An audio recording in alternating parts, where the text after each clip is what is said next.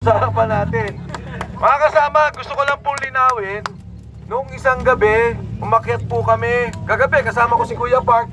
Pero nung isang gabi, umakyat po kami at nag-usap kami nila Senator Bato.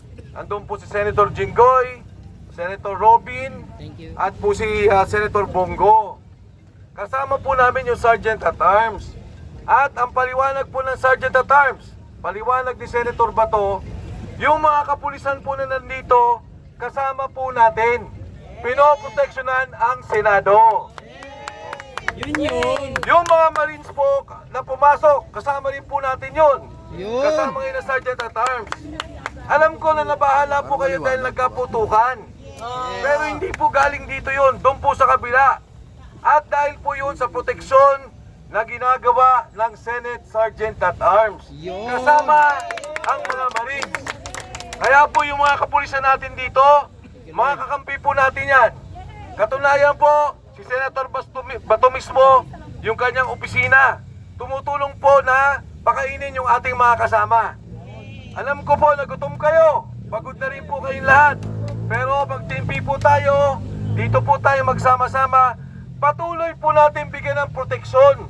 Dahil ang hiling po ni Senator Bato kanina nung mag-usap kami, ang mga sibilyan, kung papaligiran to, kung meron mang gustong gawin, yung mga armado na hindi nating kasama, ay may proteksyon po ang mga kasama din nating sundalo. Maiwasan na magkagulo. Maiwasan na magkagulo at magkaputukan. Kaya mga kasama, sa ulitin po, no? Alam ko, gutom kayo, may darating naman na pagkain, huwag kayong mag-alala. Si Kuya Park, kaninang hapon, nandito ako, tulog, pagod na pagod. 2 araw na po yan natutulog dito at yung ating mga kasama, alam ko pagod kayong lahat. Pero ang pakiusap ko po yung mga pulis, Pilipino rin po yan, alam nila nangyari at kasama po natin sila. Nagbibigay proteksyon po yan sa atin. Muli po, nandito tayo, hindi lamang para kay Senator Bato, hindi lamang para sa institusyon ng Senado, nandito tayo para sa ating kinabukasan, para sa Republika ng Pilipinas. Salamat sa inyo lahat.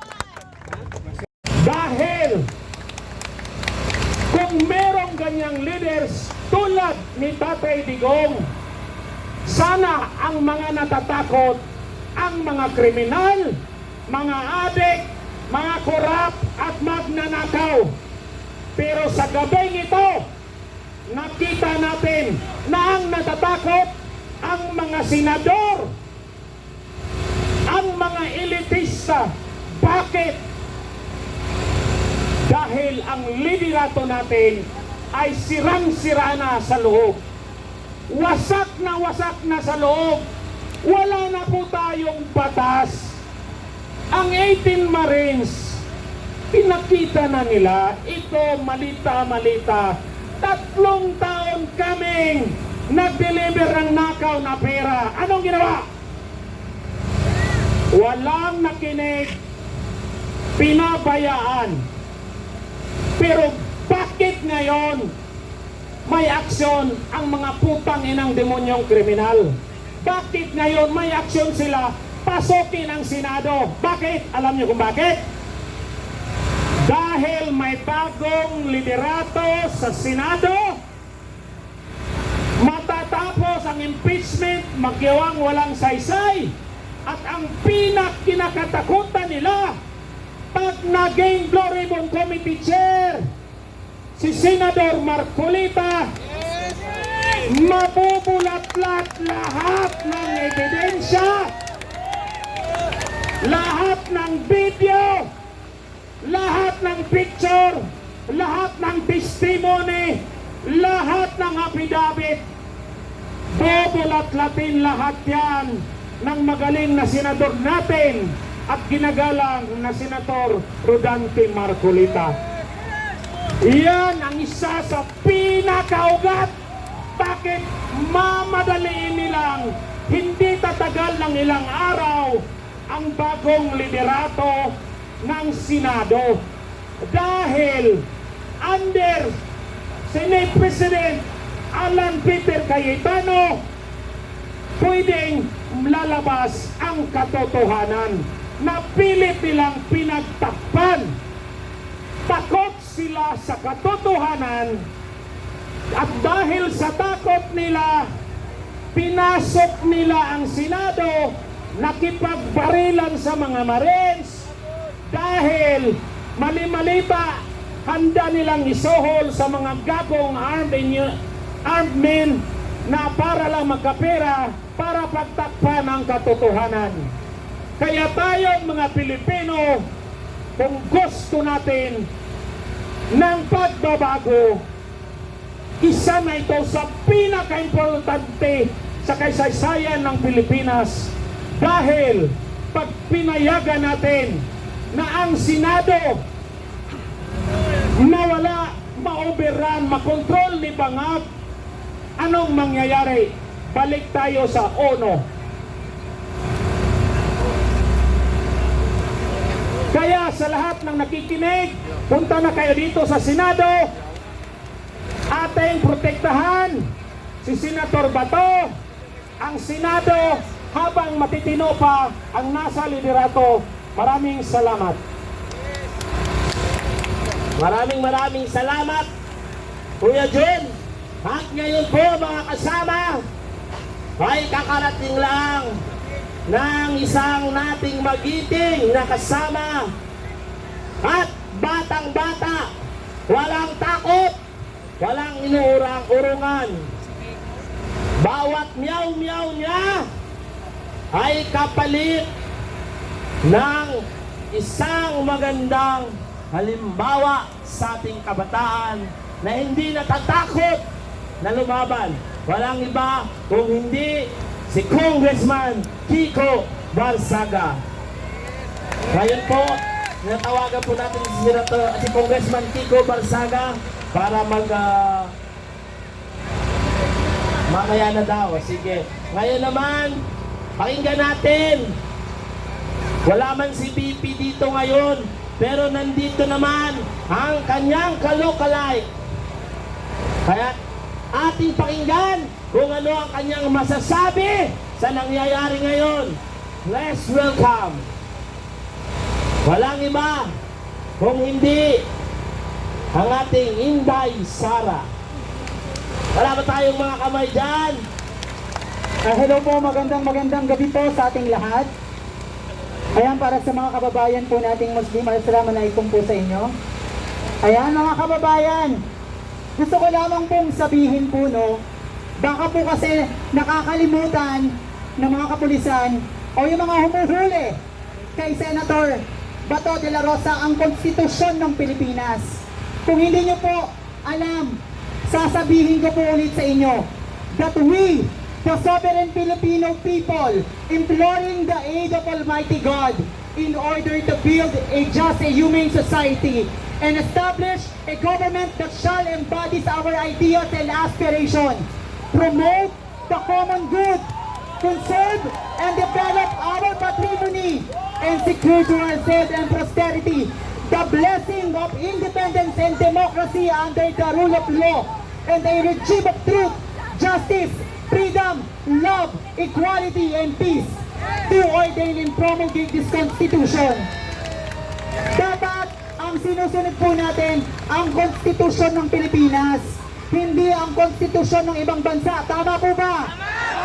At gusto ko lamang pong sabihin din po, baka nakakalimutan nyo, according to the Book of Law, 1987 Constitution Bill of Rights, Article 3, Section 1, that no person shall be deprived of life, liberty, or property without due process of law.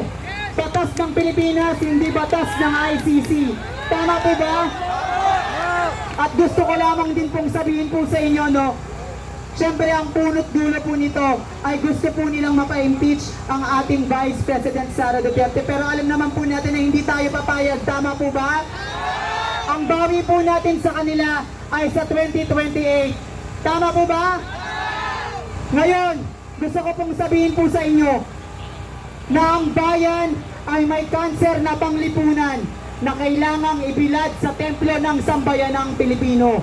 At sa hangganang ito, kailangan nating sikapin na may kintal ang ating katotohanan, maging sa pag-ibig sa sarili sapagkat bilang isang anak ng bayan, alam ko tayo ay nagkamali din. Tama ba?